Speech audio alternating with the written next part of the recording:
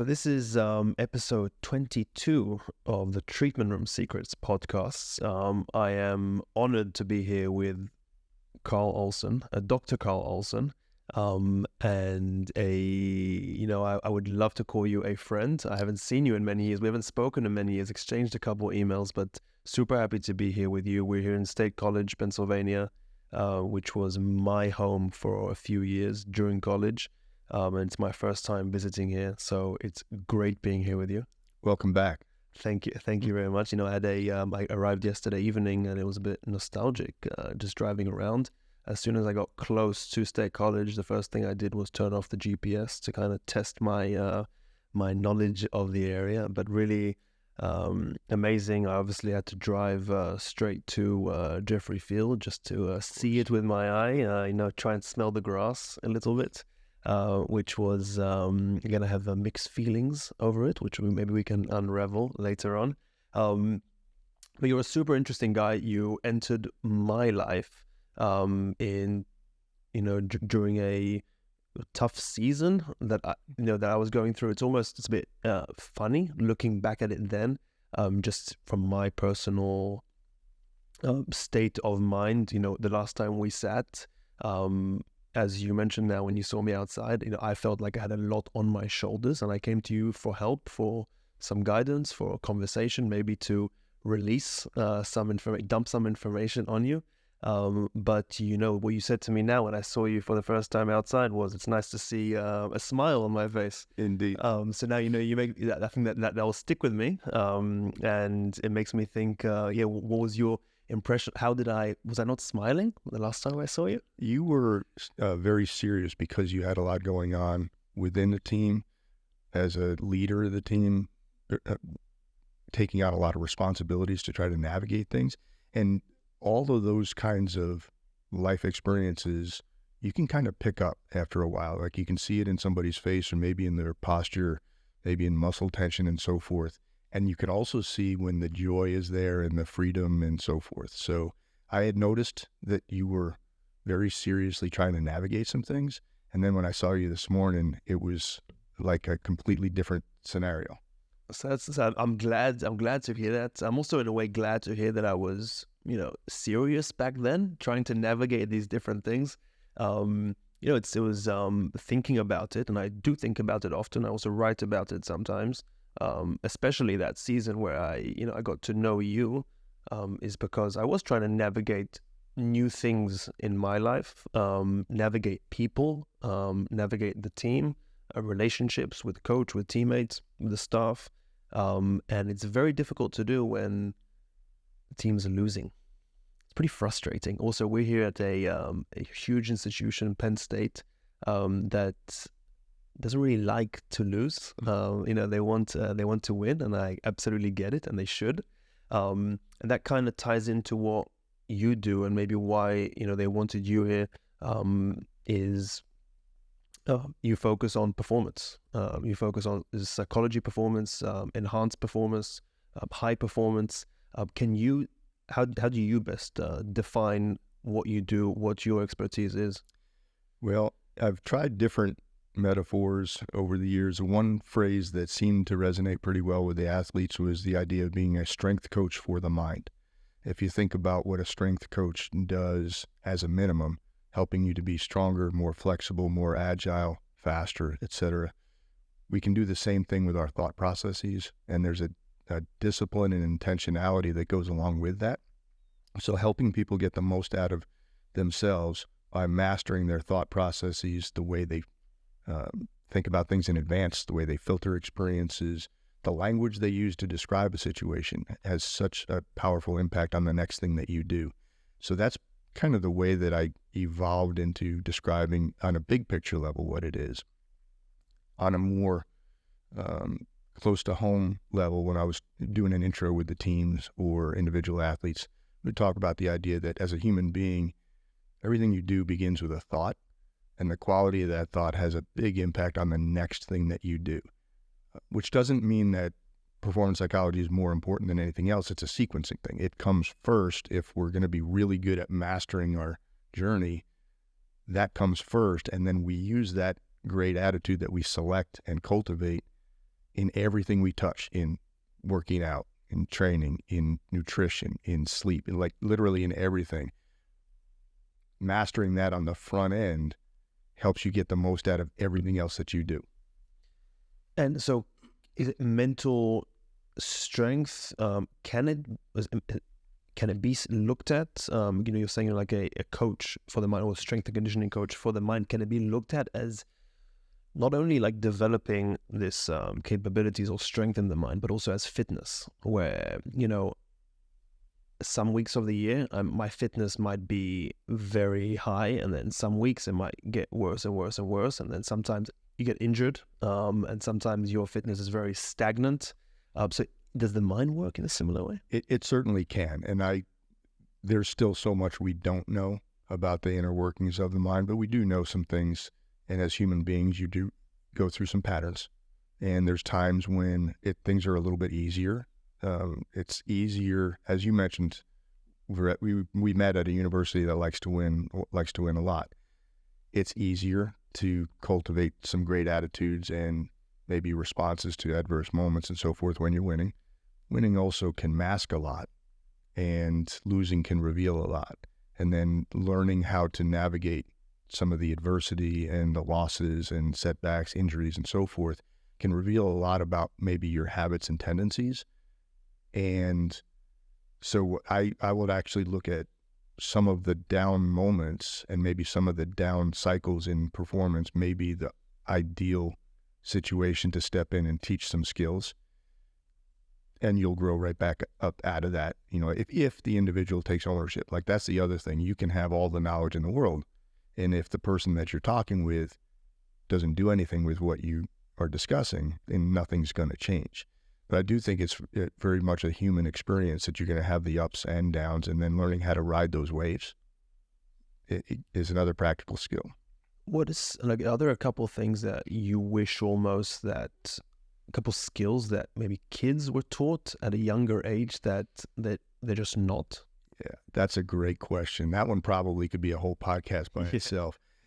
Two things that come to mind whenever we start talking about what do you wish you knew when you were a kid or when coaching kids.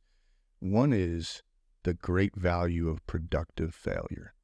The idea that if everything you do is perfect as a kid, which we know it's not, and all of the feedback is that protective feedback to say how great you are, you have over time you have a false sense of the reality that there's plenty of growth left. There's things you can do better. And then you run into a situation at maybe an older level where a coach is stepping in and letting you know you're not as good as you think you are, and we need to do some teaching and coaching.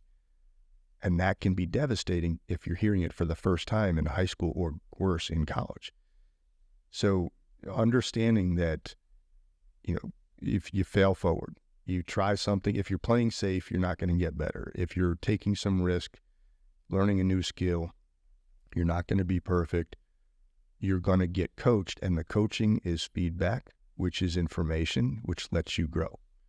So going back to embracing productive failure and the fact that there's great lessons in there would be huge. I think the other thing, and I mentioned that the language that you use to describe something has a big impact on what you do. The language you use to yourself and to others, frankly, from a coaching perspective. I'm less interested in pointing out errors and more interested in pointing out solutions or ideas for growth. So I would love to see coaches embrace, and some do, some are masterful at this, embrace the idea that if you're seeing an athlete underperforming a particular skill, you can either highlight the error or you can highlight the solution.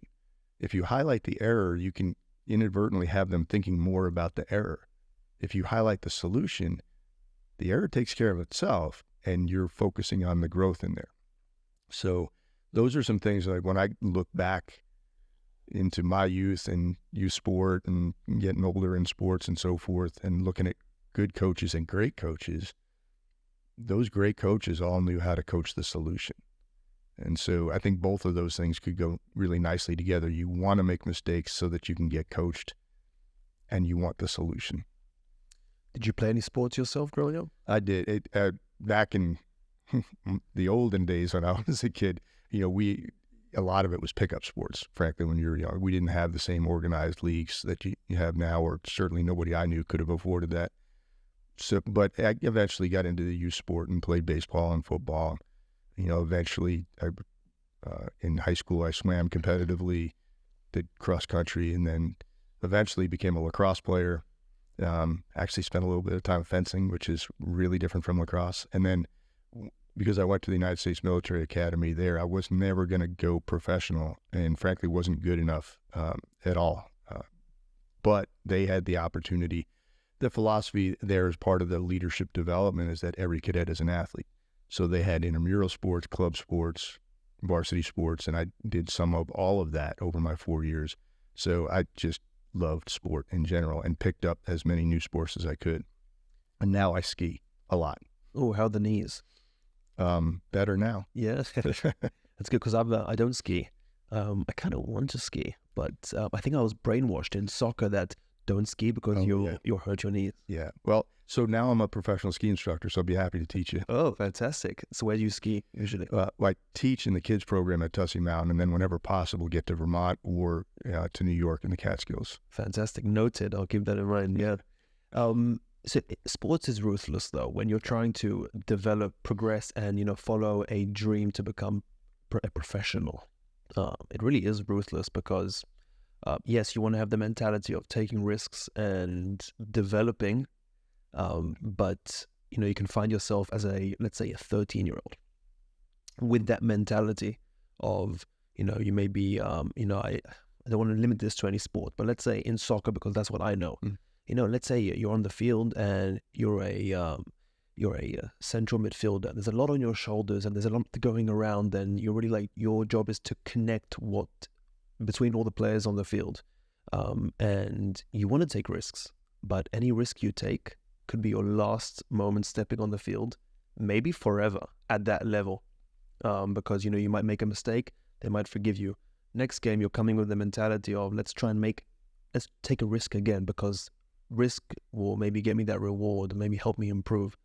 You make that second mistake, now coach takes you out, and now your confidence is it's almost distraught. Maybe you can overcome that confidence issue. Third time you're on the field, you make a mistake again, coach takes you out. Now you already maybe never play again at that level at age 13. So I always struggled with that. I always tried for myself and tried to maybe help my teammates replicate as best as I could, as a teenager, probably not using the same words I'm using now, but to find a balance of, I don't want to quantify it in percentages, but a balance of doing what will work most of the time and looking for those opportunities to maybe throw in some spice, to take a risk. But does that make sense? Looking for that balance? Yeah, it makes sense. And I wish I had a perfect solution for that, because it also varies by sport, and it varies by team culture, varies by coaching philosophy. All those types of things go into the mix. One thing that I do think is important is taking risks in training to push yourself a little bit and get out of your comfort zone, versus automatically waiting until a match to take a risk, where you could be, instead of taking a risk, it could be perceived as being reckless, or operating outside of the system. So if your coach has installed a particular system of play and you go rogue, nobody knows what to do with that, right? That's different from challenging yourself in training to go a little bit further, faster, a little bit more decisive, maybe owning your voice on the pitch a little bit more, and then getting feedback. So that's one thing, is understanding that you don't want to introduce new risk automatically in a competition that quote unquote counts. That's why we train, right? Also, the more you get comfortable with taking certain risks and getting the feedback and so forth in training, the more that will translate to a competition setting. The other thing, though, is, and it's harder when you're younger. You mentioned 13. That's a really hard age to have some of the conversations that we've had. But I use that age because even people maybe will find that hard to resonate with, but almost that's a cutoff age, because if you're not performing at age 13, 14, you're like, in terms of professional development, it's finished. It's certainly hard.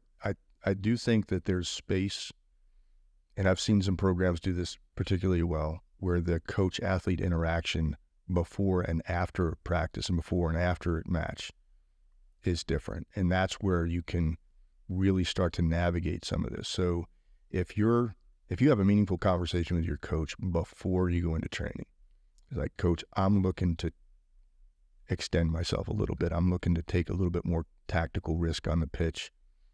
Here's kind of what I'm thinking. And if you can do that at 13, that's really impressive. But if the coach makes space for that, and the coach is like, has the individual conversations and talks about, here's where I want to see you grow. Here's where I want to see you take risk. Here's where what sounds like a good idea is actually counterproductive to the scheme that we're operating within. Those conversations before and after are super helpful, because in the moment, if you know what you're doing, you're hoping your coach understands what you're doing. Right? Coach is looking at the situation like, what is he doing? And now coach is making up his own reason for why you're doing what you're doing. And all of a sudden you're getting pulled.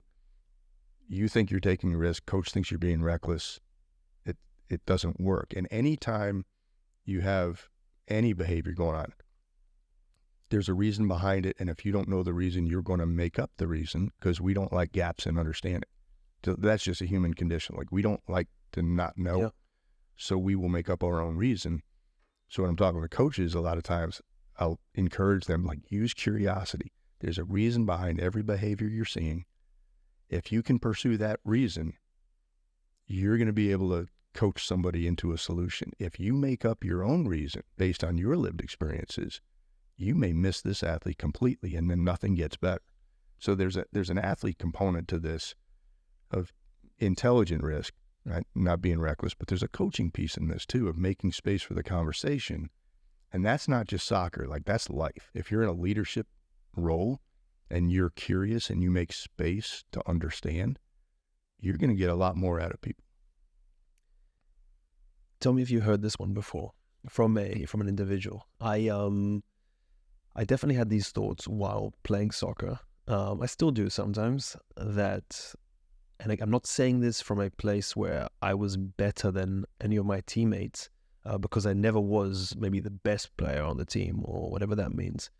But sometimes I wish I picked an individual sport where maybe I wouldn't perform all the time, but at least I know that 100% of it is on me. Because in team sport, you could give 120%, but if everyone else around you isn't, then you are hopeless. I have heard that a few times, and I usually have heard it from an athlete who's experiencing frustration because either the athlete's skill and the team structure isn't a great match at that particular time. You get a new coach, introduces a new scheme of play, something like that, or the culture itself isn't conducive to the cohesion that you need in a team sport. Right? As you know, if you don't have a healthy culture and you don't have team cohesion, you've got a bunch of independent contractors on the field, and that's never going to allow you to be at your best. And then you may have the individual that tries to put the whole team on their shoulders and win it by themselves. That causes certain problems. You may have people just kind of holding back or getting selfish. That's not going to help. And at that point, there's a tendency potentially like, man, if I was just doing an individual sport, I wouldn't have to deal with any of this stuff. It's just me. And they're not wrong. I mean, that's a realistic way of looking at the situation. There's also some challenges to the individual. That's what I was going to ask. Yeah, so maybe I'm underestimating some of those challenges because I've never been in an individual sport athlete before. Can you highlight a couple? Well, so as an individual, and you know what?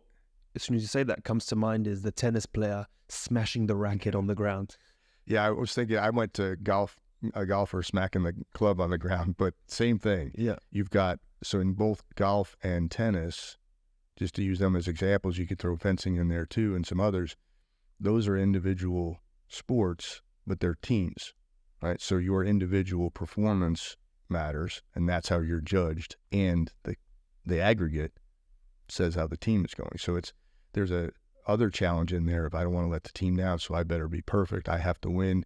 You are alone with your thoughts more. It's easier to put more pressure on yourself. The self-talk can go negative more quickly or more judgmental more quickly. And you also, human beings are wired for connection. Whether we are introverts or extroverts, we're wired for some form of connection in an individual sport. And especially I use golf because you're out there and your teammate, your next closest teammate may be 4 holes away. Like the people that are in your foursome are not your teammates. So you're out there, you're competing against these other 3 and they're doing the same thing all across the course. And you don't have that moment of the high five or the pat on the back or, somebody picking you up or celebrating with you. You're literally alone with your thoughts in both tennis and golf. Tennis is a little bit closer because there's a little interaction, but in golf, you may not see your teammates for hours. And so the tendency to go internal is greater and the challenge of connection is greater.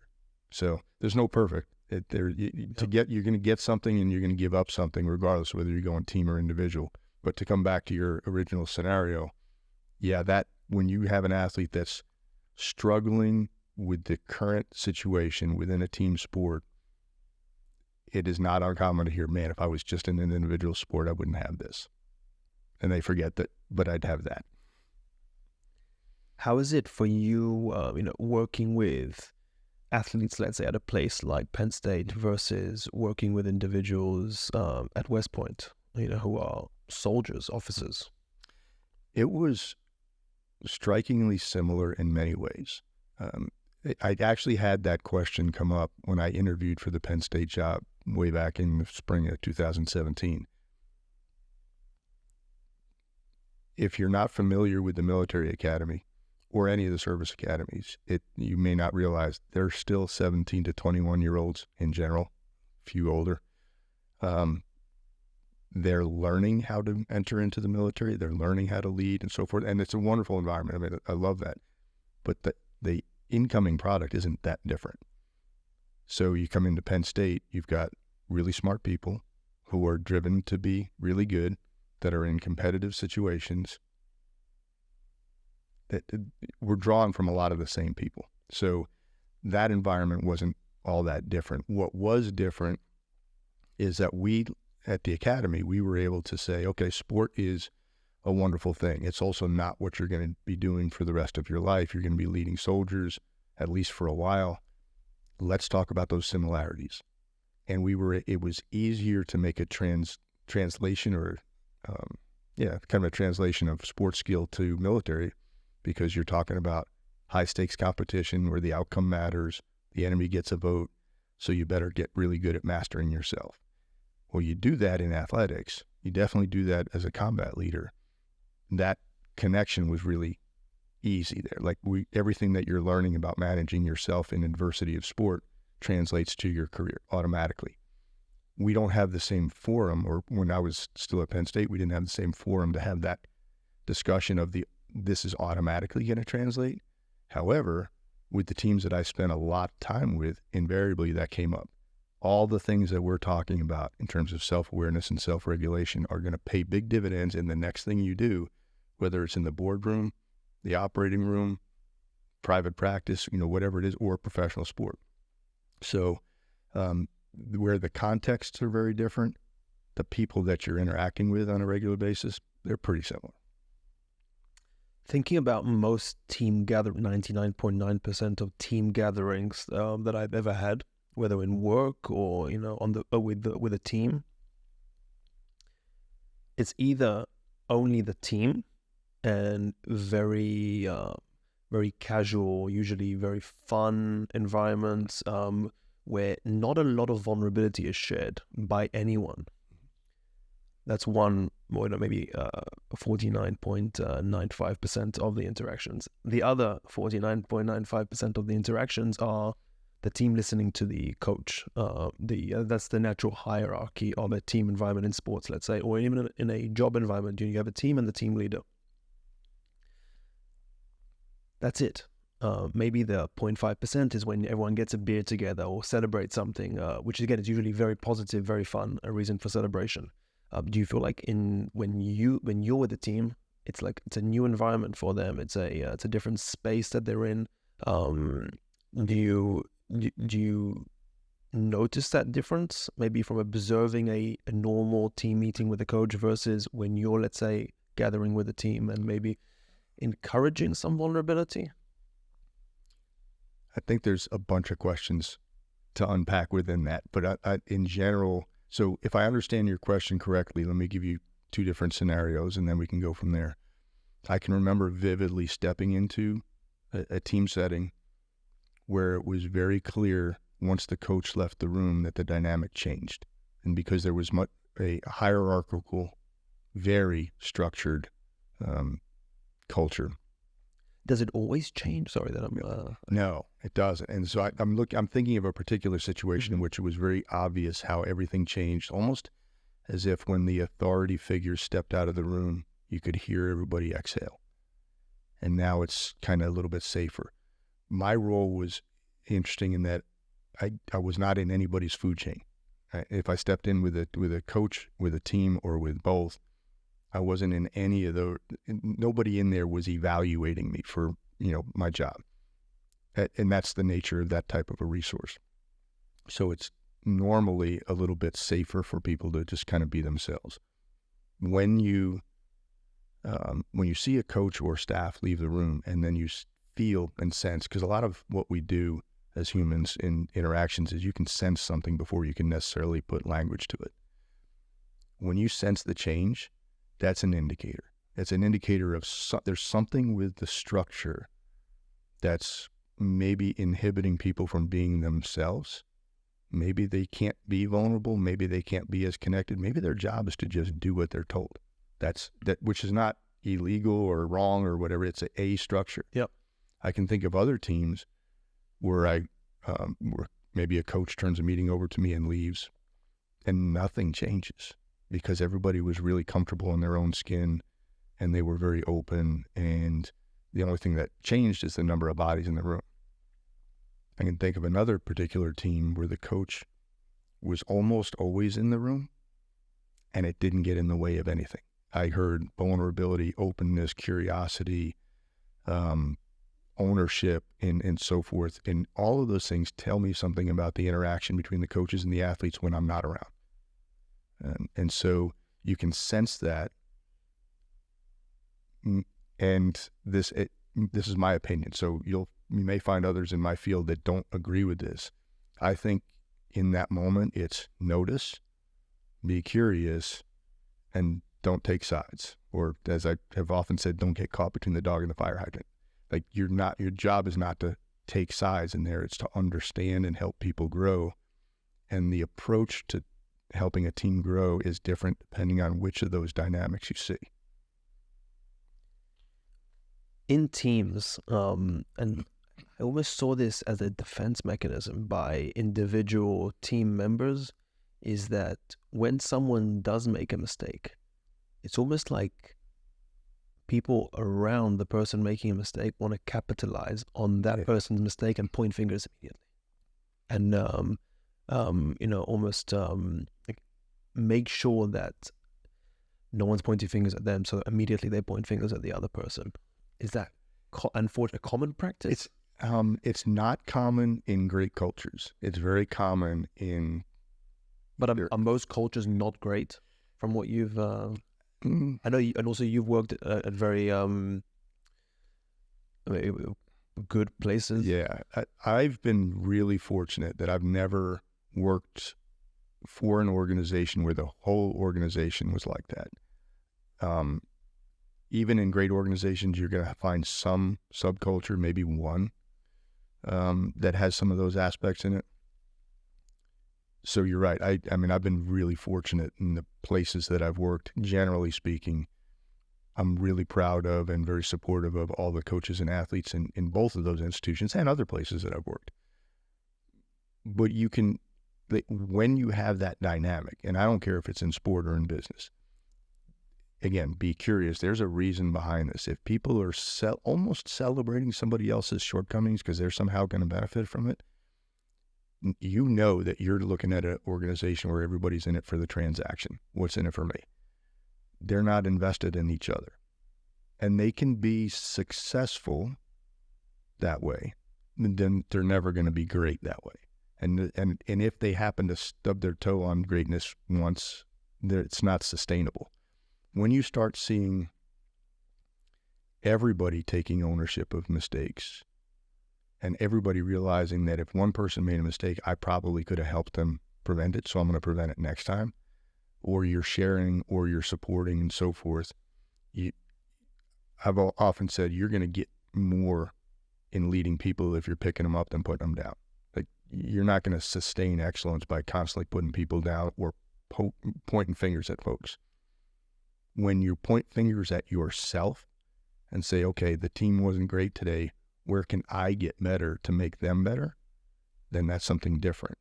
When the team collectively says, hey, we weren't great today, how can each of us get better?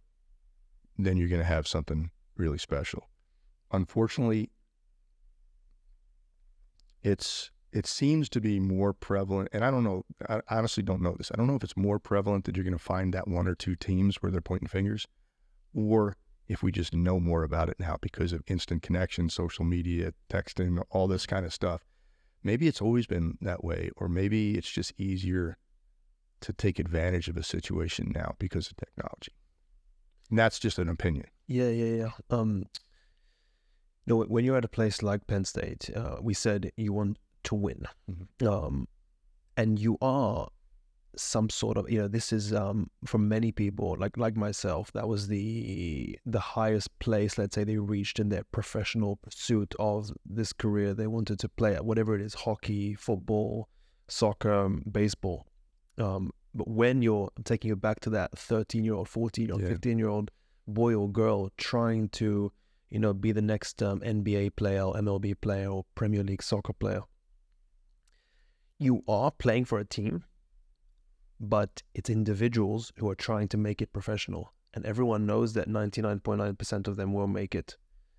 So it's very hard to congeal that a team culture, really, where everyone is competing against each other. Who's going to make it to the next year and who's going to make it to the professional team? So I always that's what I felt. Always felt hostility. I always tried to, in my mind, to kind of acknowledge that, set that aside for me, and believe in, by the team doing well, that it will help me elevate myself. But that was a message that was never taught really to us, and that no one was really practicing. And the older you get, the more competitive it is, because, as I mentioned, like 13 is a cutoff age before 14 level, and then as you get to 17, it's like you're an adult already in the world of sports, and that's it. You might be the end of the road, on the end of the journey for you.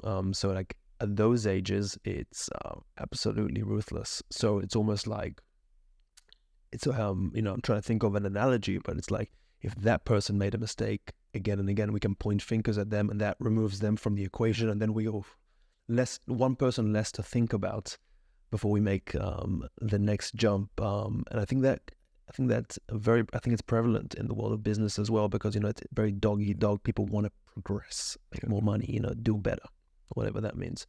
How do you measure success with your athletes? It's a very difficult one. Like our relationship, we pretty much lost every game that season, but I see it as a success looking back.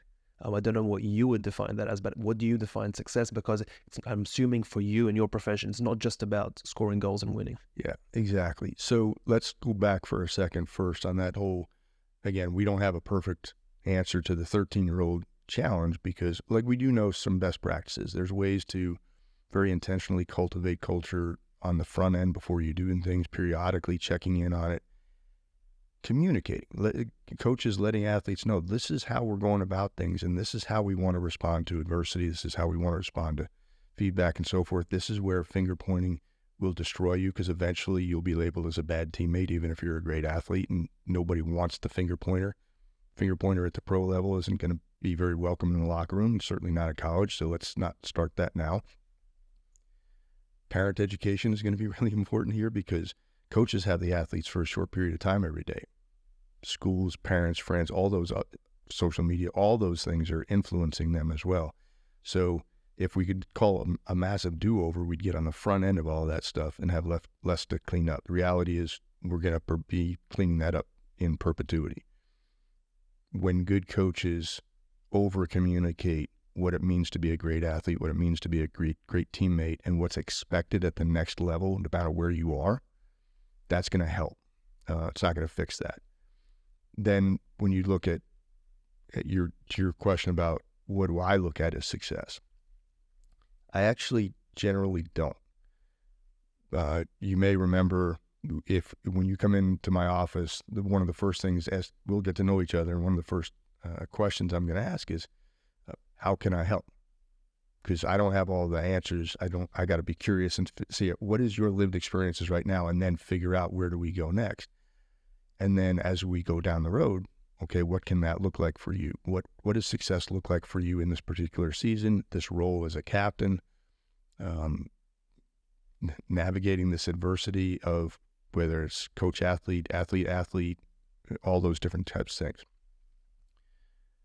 You're going to know what success looks like. You may not have thought about the language that you would put to that, and I'll help with that.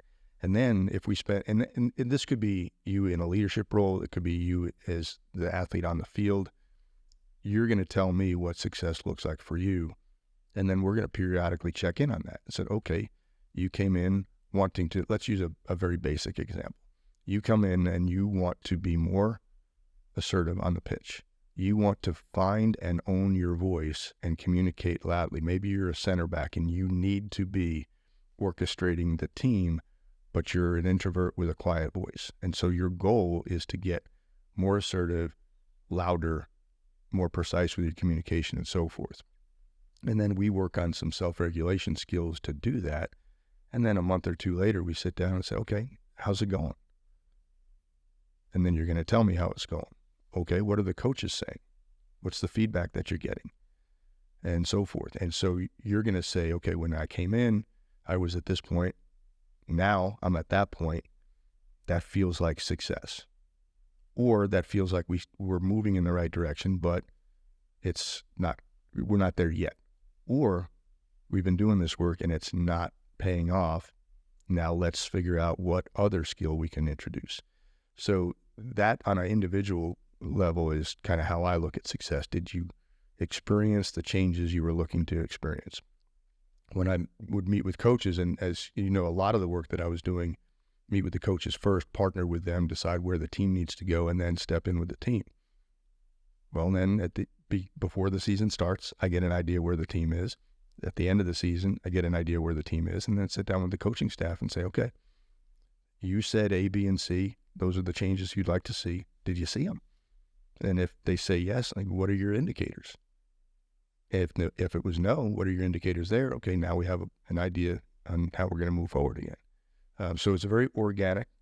There are folks in the field who use more psychometric instruments and so forth.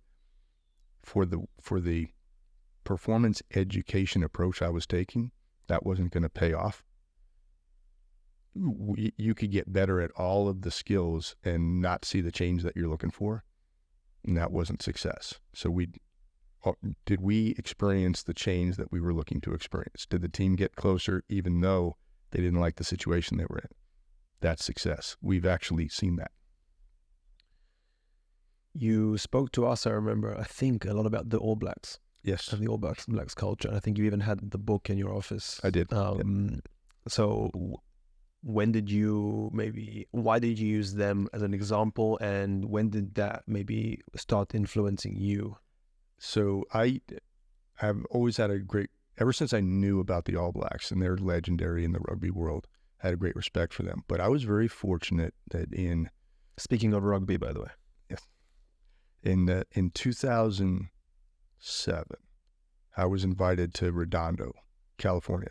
Ken Ravizza, who's one of my idols in the sports psychology field and one of my mentors and friends, he was doing a think tank. And so Dr. Nate Zinzer, he and I were very close colleagues at West Point for a number of years. He and I went out to this think tank, and Ken had some of his friends from the All Blacks there, some of their high performance guys. They had sports psychologists and others in high performance space that were there. And we just became friends. I was listening to their stories on how they developed athletes, and I was blown away. We got them to visit us at West Point. Well, that staff would come to the States, and then they'd spend some time, because that's a long trip. Yes. And so we got them to come to West Point and spend some time with us, and we started sharing best practices on developing team culture and so forth. And then I actually had the distinct honor of that they flew me to New Zealand as part of their workshops in preparation for a World Cup one fall. And what year was this, by the way? I want to say it was 2011. Okay. I'm just asking. I need to go back to my calendar, honestly, because it was either 11 or 12, and those 2 years were a blur in my mind for some other job-related reasons. I'm just asking because I think didn't they go through? I had the privilege of speaking to Mike McGurn, who is a strength and conditioning coach sitting in Northern Ireland, and he worked for the All Blacks for a couple of years as a strength and conditioning coach. We got to speak about that a little bit, and he mentioned that around 2006-07, that was after a few years of maybe not doing as well as they wanted, and they decided to, all right, let's make the shift. Yeah. So I had met these guys shortly after they were into making that shift. And guys like Mike Chu and Dave Hadfield and Todd Blackadder, like all these guys that were really influential, Ken Hodge, that really talented people in different parts of the high performance arena. They were looking for what are some of the solutions. Them spending time with Ken, them coming to West Point. It was all a iron sharpens iron type thing. We're sharing with them, they're sharing with us. We borrowed each other's team building processes and so forth. But it was all the culmination that fall. They did win the World Cup, and it was the culmination of a lot of resetting. And somewhere in that mix is when the book Legacy was being written. But I kept hearing all of the content in that, in the way that they talked. Aspects of ownership, of nobody's better than anybody else. Their concept of sweep the sheds, leaving the jersey better than you got it. One that really jumped out at me and it resonated with a lot of our athletes was to play with a blue head and not a red head. Red head meaning, hot head, on fire, emotions, all that kind of stuff. The blue head was the cool, calm, collected, just notice and respond versus knee-jerk react and so forth. And as we unpacked some of those things, we found the way that we were talking about self-regulation skills at West Point and the way that they were talking about it with the All Blacks were very similar. It was just different language saying the same things. So that when you have a world-renowned program that's teaching the same skills, albeit with a different dialect, you want to be able to leverage that in other things that we're doing. So to me, it was a perfect fit to bring some of what I learned from them. And also the relationships. Like I'm still in contact with, I do a couple of different, I guess they're kind of like think tanks that are on Zoom.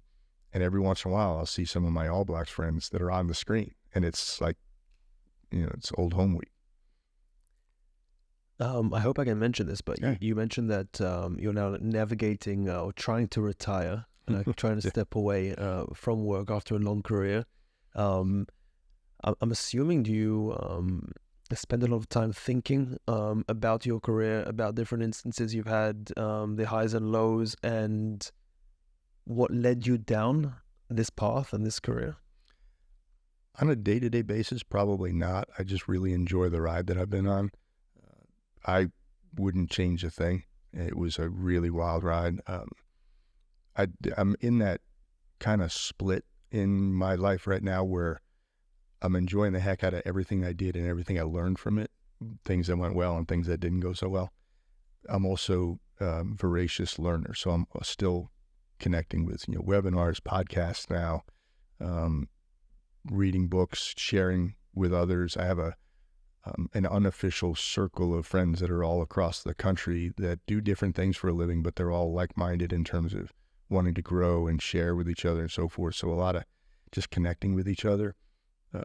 And a lot of the things that I continue to learn help explain things that I lived through. through my different careers. So that's a lot of fun. I haven't done like the intentional sitting down, reflecting and journaling about it. I just kind of just enjoy, like every day there's a connection between different chapters of my life. And to me, that's really fun. Was it obviously nothing you cannot predict the way your career will develop, but Not at all. did you aim to be in this profession that you're in performance, in psychology? No, not at all. I mean, if you had told a younger me what I would end up doing, first of all, I would have said, I didn't know that was a thing. And second of all, you're kidding me. No, I grew up from the time I was a little kid. I knew I wanted to go to West Point. I knew I wanted to be an Army officer. It was like a calling. Like I never lost that. But by the time I finished the academy, I did not want to step into a classroom ever again. Like I loved learning how to be an infantry officer, and I wanted to do all the hard stuff that an infantry officer does. And I did not want to sit in a classroom again because the book learning part was hard for me. And I went about my military career for quite a while, and things went really well for a long period of time. And then out of nowhere, I get this opportunity, and the Army says, hey, we're going to send you to grad school, which scared me because I was done with the classroom. And you're going to get a degree in sports psychology, and didn't know what that was. And you're going to go to West Point for 3 years, and you're going to do sports psychology work with cadets. Okay. No, I had to go through a little bit of an interview process to get selected for that. And it was really, a lot of that was based on the fact that my military career was going well. High performance translates in different ways. So, but your military career didn't really involve on paper psychology? No. I was a civil engineering management guy at West Point. I took one psychology class. It didn't go that great. So I never thought I would get into that. But as I was going through this interview process to go to grad school and then go to West Point to teach, I started reading up on what is sports psychology. I was fascinated because it wasn't the clinical stuff that you would learn with getting a doctorate in psychology and so forth. This was all about human performance.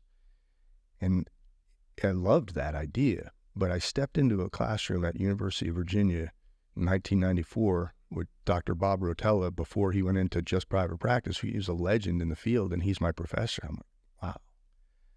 And every time he opened his mouth, I was thinking, this explains so much.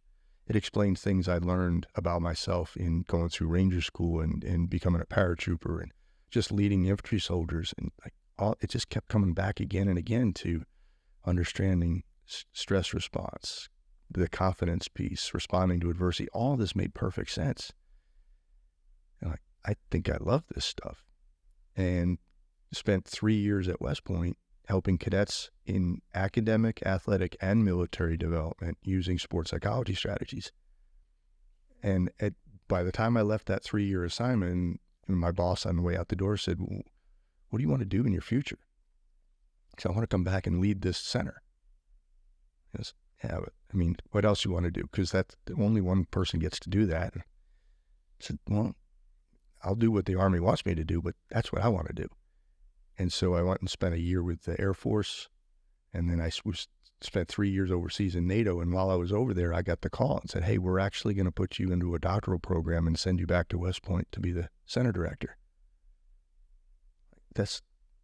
I would give up anything to do that. And so I did. I came to Penn State for my Ph.D., which is how I got connected to Penn State. And then I went back and I ran, we had different roles for a while. I was a deputy director and then the director of the Center for Enhanced Performance. And at the time we were developed. So it's the Center of Enhanced Performance at West Point. At West Point, yeah. Well, at the time we were tasked with developing a curriculum and then a program for the entire U.S. Army around the globe based on what we were doing at West Point. And that program was successful and got subsumed into other bigger programs and so forth. It's still alive and well out there. But if you told young Lieutenant Ohlson, someday you're going to be directing a center that's going to have an influence across the entire United States Army and it's in performance psychology, and there's no way that's going to happen, right? But it happened. And so, I couldn't have predicted any of it. And when I retired from the Army, I thought, well, that's been a nice ride. I wouldn't change a thing. It was a blast. And then I came back to Happy Valley, and one of the chair of my dissertation committee had reached out and said, hey, we're looking for an adjunct over in the higher ed program, and he's interested in doing some teaching. Yeah, that sounds like it would be fun. So I did that for a little while. And then my predecessor in the athletic department called and said, hey, I'm retiring. Any chance you'd apply for my job? I said, nah, I don't want to go back to full-time work. And then I got to know a couple of the coaches, and I'm like, well, maybe I do. And then this one day, I looked at my wife and said, I think I want to go for it. So I have an idea, because everything and this comes back to how we approached things during my tenure at Penn State. I had this idea of partnering with leaders to help them get the most out of their teams consistently, which was the model we were using in the Army. You can't go one-on-one with 750,000 or more soldiers. You just can't. Yeah. And then different scale, but here you had a lot of 800 students. Yeah, 850 some odd student athletes across 31 sports. You still can't do that one-on-one, but you can partner with coaches, and you can integrate things into the way they coach. So I told my wife, I think I want to introduce this and see. And if they don't like the idea, they won't hire me. But if they do like the idea, maybe they will. And then I was selected for it, and I told my wife, this is going to be a lot like the Army, where you're never going to see me. And my wife's been fantastic about everything that happened at West Point and then here. And she said, you can't not do this. Go for it. But I get to decide when you're done, which is exactly the agreement we had at West Point too, when I stayed on a little bit longer than we thought. And in both cases, she called, we sat down together and said, okay, it's time to move on. But it was like a dream come true over and over again, because the thing I fell in love with in 1994 just kept being an option for me, which is crazy when you think about it. But I couldn't have scripted that. Why do you think that young Carl, and when you were a kid, was fixated on going to West Point? I don't know. When I talked to my parents, a lot of people joked about it. They said they brought me up because I grew up about a half hour from West Point, and they took me up to watch a parade one day. And according to them, 4-year-old Carl was sitting in the stands and said, "That's going to be me someday." And the adults around you are like, "That's nice." And tomorrow you're going to want to be a fireman, and maybe the next day you're going to want to be a doctor. And I never left. It really felt like a calling. It was like something inside me. And then every time I went back to visit, or when I got there as a cadet, or when I went back as a faculty member, every time I stepped foot on the grounds, I felt like I was home. And I can't explain it, and I can't justify that, but it was just, I don't think I consciously made that decision. I think it was just a calling. Did you ever visit West Point? Having lived there 4 years as a cadet, 3 years as a rotating faculty, and then 7.5 years as permanent faculty, I don't go back and visit as much because I don't think there's much there that I don't know. But if I'm in the area, if I go back to visit my parents or something, if I'm in the area and I have time, I'll usually stop by for a couple minutes. And I still have friends there. But stepping in still feels like home? Yeah, it's a different place. But again, in Happy Valley is the same way. I'm not employed at Penn State anymore, but if I go to a field hockey game, which was the first team that I formally worked with, it feels like home. So, again, I've been really lucky. Yeah. Teaching, that's, I'm assuming, also a new environment, because I think, working with a team or working with cadets is a bit different than teaching in a classroom. I don't think it has to be. I was probably an oddball professor here, teaching faculty, whatever you want to call it, because you're teaching masters and doctoral students, they're pretty mature to begin with. Yeah. But I always stepped into the room, like the first day of class, we spent the entire first 3 hours together coming to consensus on and codifying what our classroom culture was going to be, how we're going to operate as a team, what the expectations are, mine of them of each other, them of me, and so forth. And then we would periodically throughout the semester revisit that and say, okay, we said we were going to be all about this. Did we do it? Are we there? What can be better? And so forth. So it was much more collaborative, like leading a special team of folks, whether it's athletes, soldiers, whatever. And it was very collaborative. And, the way I framed it with my students is like, I'm not teaching you, I'm learning with you. Yes, I know more theoretically than you do, or else the roles would be reversed, but we're in it together.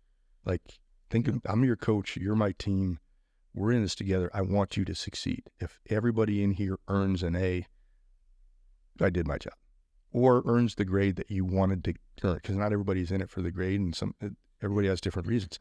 So it wasn't really that different. We did, there was a lot of peer-to-peer teaching. There was a lot of mentoring outside of the classroom. I literally tried to make it a high-performance team. And that kept it fun for me as well, because I used to get, students would grab me in the hallway or something and talk about, they didn't know they were getting a philosophy class as well as like a student development class, because I would bring in the performance psychology for them if we got to late October and I could read the stress in the room and everybody's exhausted. I'm like, okay, time out. Let's bring in an energy management component of this. Let me treat you like athletes for a moment. I know you're tired. You got a lot going on. We have skills that'll help make this a little bit better day. Let's do that first. And so that made it so familiar and fun.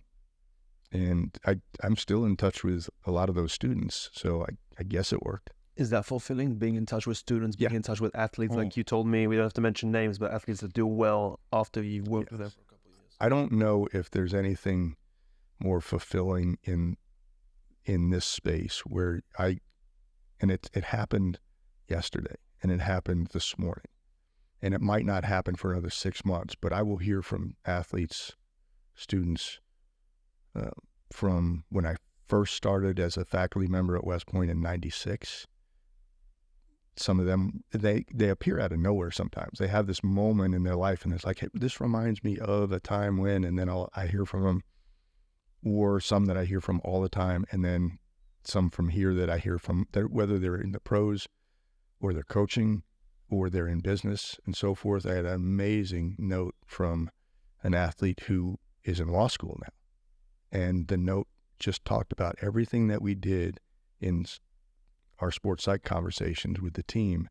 I remembered them, I took notes, and they're paying off in my law school classrooms.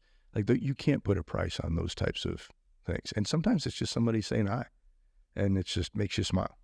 So language, I want to talk about language because we spoke about it in brief in the beginning. And I recently listened to a podcast with an archery coach who, I forget his name, I wish I did, but I found it super interesting and maybe analogous just to life and anything we're doing in which we're trying to perform. And the way he described it, the way I understood it at least, is any action you're taking that requires focus in order to perform, you need to break down all the little steps that you're taking and almost repeat those steps to you in your mind, to yourself, while performing the activity. I know maybe there's language and we can talk about it. Maybe we refer to it as maybe how you reflect to yourself or how you prepare, but language in terms of actually performing an activity. So maybe if I compare archery to maybe taking a penalty kick, when everyone's looking at you, the crowd's looking at you, the TV cameras are on you, and the goalie's playing mind games. A lot of that can overtake your mind. Negativity might start coming into your mind. You might say, oh, what if I miss? What will that person say? What will my coach say? What will my teammates think? We'll lose the game, all these things. But if you repeat every tiny step to yourself about what you're going to do now, I'm going to take 4 steps backwards, and now I'm taking the first step, now the second step, now I'm going to lift my leg, now I'm going to plant my left foot, now I'm going to strike with my right foot to the left side of hopefully that's a goal. Is that technique something, does it resonate with you at all? Is it something that you've used, thought about? Yes and no. And like most things, a good idea in one context may not be a good idea in another. So generally speaking, the idea of language for mental rehearsal of something does a couple of things. One, it reinforces internally that we know how we want to perform, right? So you're speaking something into existence. Another thing is that when you go through certain steps, your brain can't consciously focus on two things at the same time. So it's either focusing on your steps or it's focusing on the pressure of the situation or the trash talking or whatever. So that can be a distraction. However, it doesn't automatically help in a performance moment to be thinking technique, because a technique is something that you've already internalized. So, and again, sports are different. So, in archery, very much a closed skill sport, like you're in complete control, albeit you got wind and weather conditions, but it's you and your routine, which is not so different from a golfer. And on a PK, it's not that different. However, the speed of your actual performance, in archery, you're literally talking about a draw and a release, which for the novice watching, you didn't see much movement. When it's PK time, you've got a lot of movement in a very quick period of time, and you cannot consciously speak the language of that at the same speed that you need to perform it. So you can actually be creating some interference that'll make you mechanical instead of fluid. In those situations, we would encourage, one, the mental rehearsal takes place long before you need it. And then one technique that we used in both in soccer, field hockey, lacrosse, field goal kicking in football, things like that, is a focal point. When your mind has the idea of where you want to hit, and that's it. Your body's already been trained to do it. The focal point is the only thing that's technique that you would think about, and the rest of it is breath control. Breathe in, breathe out, release. Maybe a cue word that when you say the cue word, it locks in the routine that you go through to kick. That cue word, ideally when you're, and it's different if you're a little kid, but at your level, when you were playing here, I wouldn't want you thinking step-by-step technique in that moment because you already know how to take the kick. We might have a cue word that's like banana or blueberry, something that's totally unrelated to soccer, and it just kicks in your routine to breathe a certain way, approach the ball, and strike the ball a certain way. So now we're entering into banana mode. Mm-hmm. You say it one time? Yeah. Once. That becomes a switch. It's the switch. It's literally the switch. And like for a golfer, it might be tapping the club behind the ball right before you take the swing. And for a tennis player, it might be just tapping the side of the racket. But it's a physical or mental thing that becomes your switch to let your automatic performance go through. You've already trained the automaticity of the skill. Trusting that is vital. Getting out of your own way is really important. Again, very different from when you're learning to master a skill in training. You may go through again and again, but even in a training situation, you want to do that at full speed at some point with no conscious thought of technique to allow your body to do what you've trained it to do. Otherwise, it's like an unfolding lawn chair and it can be a mess. You see somebody hover over a ball and you can tell they're thinking too much. And then what happens next is like, you don't ever kick that bad. What happened? Well, I was in my own head. Well, to get out of your own head, have your target for your focal point, have your, a particular phrase or thing that you do that is the switch to the automaticity, and then let it go. But everything anyone in any career, in any mode of life they're in, it does kind of involve performance. Right? Mm-hmm. Anything we do is performance. So should people be thinking more about focal points on their day-to-day activities? I think it can be really useful. If you were to follow somebody around throughout their day and could somehow track all the moments where they lost their attention, it would be stunning. Like we lose our attention. The average attention span for like the student athlete age that we are familiar with, it's like 5 to 8 seconds. Like people think it's 30 minutes, 60 minutes, and when I say attention span, it's like before there's another competing thought. And it's actually gotten worse with technology, because now 24/7 access, the phone dings, you look at it, but you're supposed to be on your task, etc. They're conditioning us to know where our attention span. No doubt.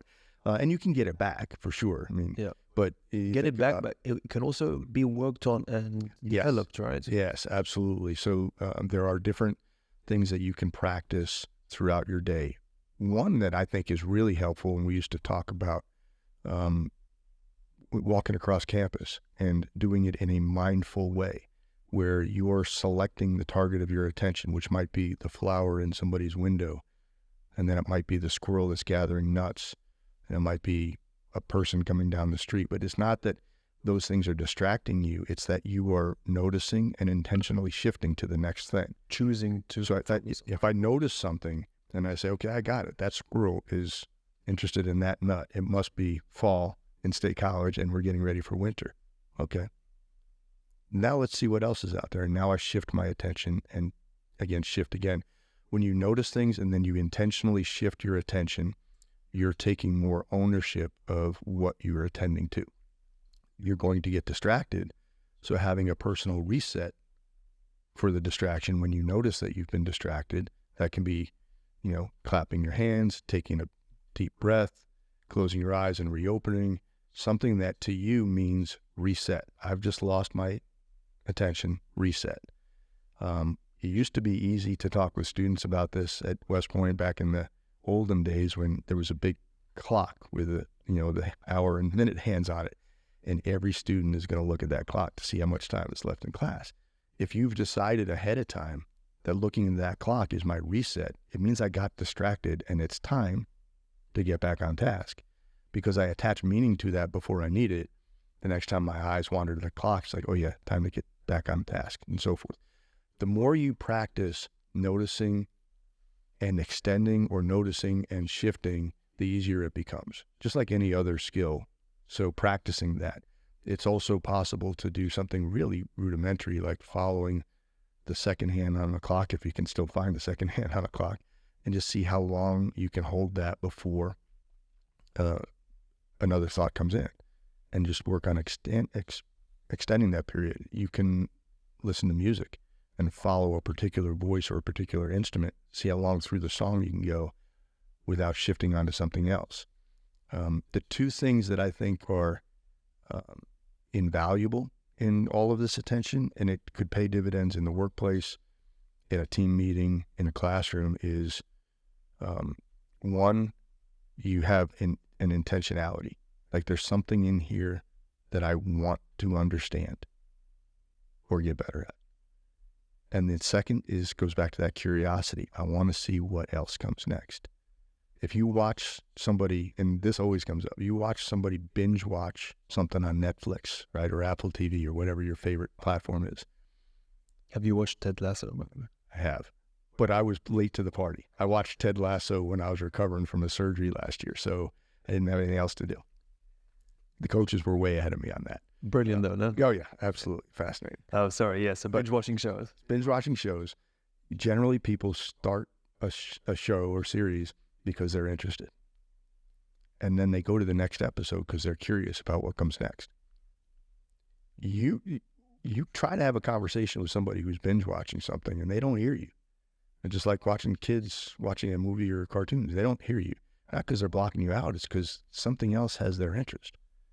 We can actually do this. We just need to be intentional about it. We need to be interested and curious. And if we do that in any setting, time flies and you stayed locked on. Eventually you're going to lose because we're not built to sustain attention indefinitely. We need to have breaks and so forth. But you'll get better at it in any setting if you're interested and curious.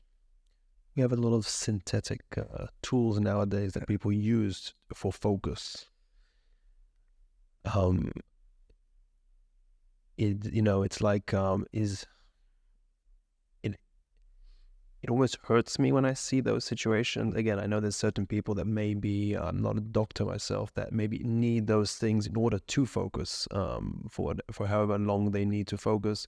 But I see a lot of people, let's say, like myself, who are working on this focus fitness or focus strength or whatever we name it, but improving in focus spans, who choose maybe the easy route of using other ways of focus, whether it's, smoking cigarettes or taking, certain drugs, or chewing nicotine gum, but which does help with focus, right? Because you can sit down, do your job for 2 hours without thinking about anything else. Well, it certainly can. It certainly can, and from my understanding, it definitely helps many people.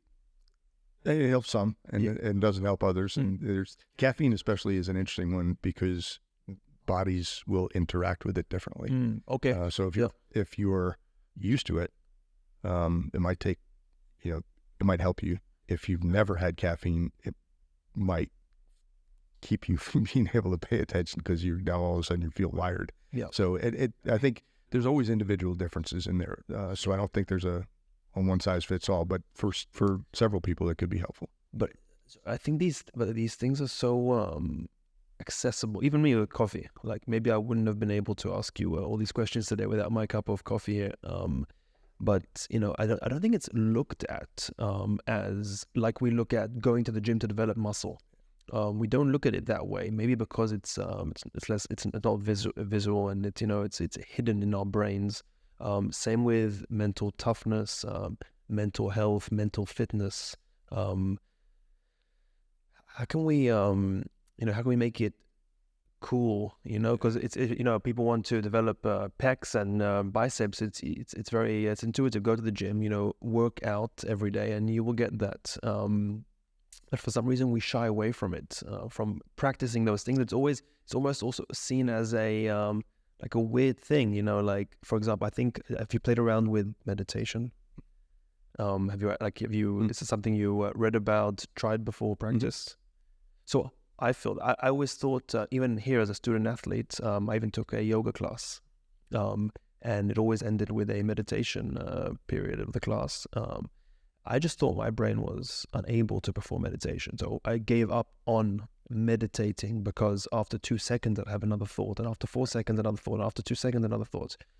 I thought, how can I shut everything out and meditate? Right.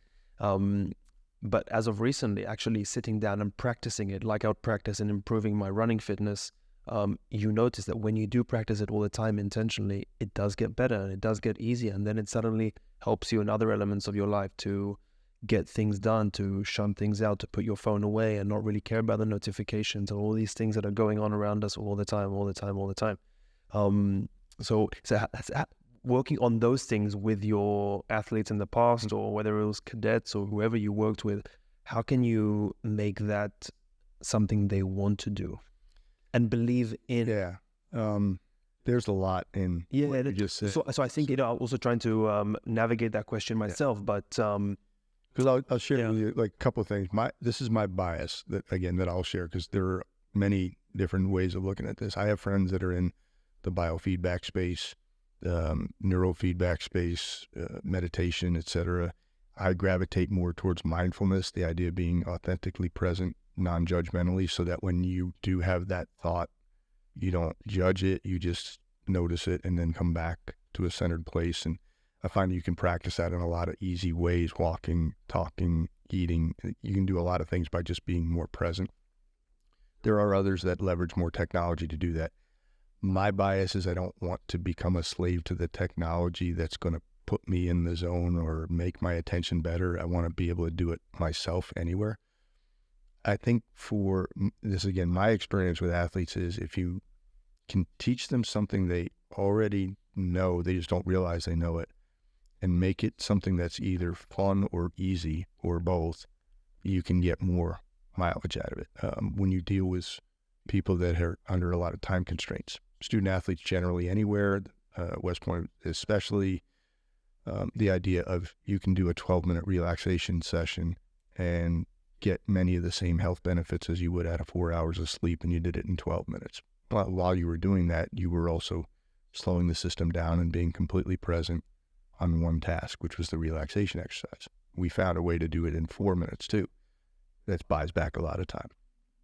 If you share with them, like with a lot of the athletes here, I talked about the intentionality of how you transition from your dorm or apartment to the practice setting.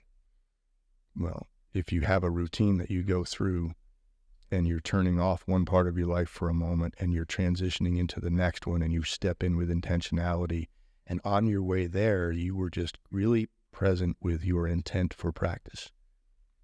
Now you step in having activated your system, so you're going to get off to a better start and have a better experience in there. And then as you transition back out, you have some reflection time in there, but now the reflection is, what went well for me today? What can I do a little bit better tomorrow? Now let's get closure on that experience and transition back to homework time. You're taking ownership of the time that you're already moving from place to place. You're just building into your strategy of intentionality and transition, which means you're being really present with your thoughts and really intentional. And the more you do that, the easier it is. So now you're finding, like, am I doing meditation? No. But have I slowed my system down to one thing and take ownership of that? And it's getting easier to do? Yes. Okay, so now let's have a conversation about how you can take that lived experience and apply it into another setting that you're in. So I think when you can make something natural, taking advantage of things that people are going to do anyway, and just tweaking it a little bit so that it fits within this growth and development of the self-regulation skills. And then they realize, oh, I don't have to work at this thing. I just do it. That's where the money is. Even in this podcast setting, it's amazing how putting your phone, even for me, putting my phone on airplane mode, how it helps my focus. Mm-hmm. It's incredible. Just that. I had this conversation with a team shortly before I left last spring. And I asked, did anybody notice what's my routine when I step into the team room? And they started picking up a couple of different things, like my backpack is never with me. My phone is never with me. If by constraint the backpack is on the floor, then the phone is face down on the backpack, silent. So I can't see it, I can't hear it. The only thing that's in my hand is my notebook, because I tend to take notes as athletes are talking so I can connect back to their thoughts. So I do that very intentionally every time, because if I'm checking my phone while you're talking, one, I can't split my attention that way. So one of them is pretend and one of them is real. And if I'm worried about the phone, that's probably the real thing. So now I'm pretending to listen to you, which means I'm not helping you. So if you and I are having a conversation, you're the only thing in the world to me at that moment. And everything else that might be important but not relevant in that moment is somewhere else. And it's so easy, if you want to build that into your day. And again, and so it comes down to, do I have to do this? Is this an expectation? Or do I really want to do this because I want to get better at it? And that, when we talked at the very beginning about language matters, that language of want to is really empowering. Is there a group of, or maybe a couple individuals that you are just absolutely fascinated by their ability to perform, that you keep studying? Doesn't have to be in the world of sports. It's easy, I think, for us to I'm jumping to Michael Jordan, right. Kobe Bryant. But for you, who?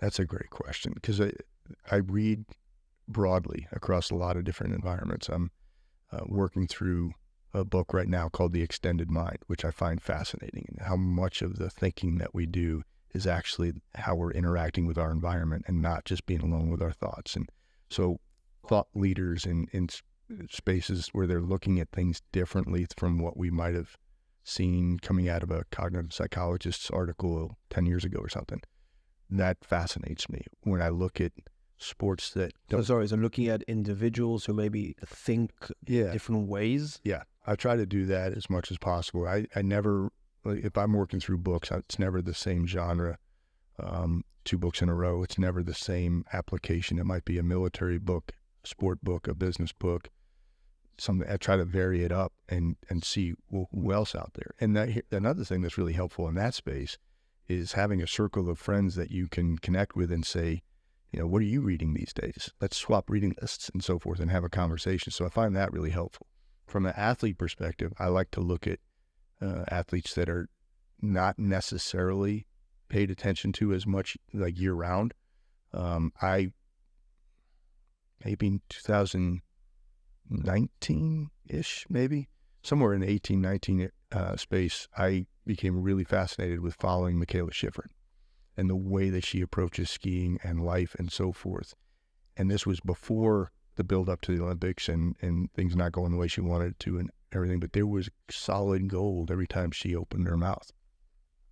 So I loved getting into that. And then the other thing that I really, really enjoy, and is like, I just listened to a podcast this morning before coming over here where, a former student athlete who we know was being interviewed.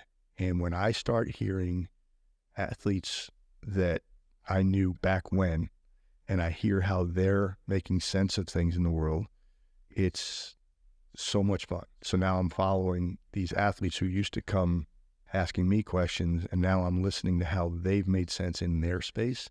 And there's several of them now. That's more fun to me than following, no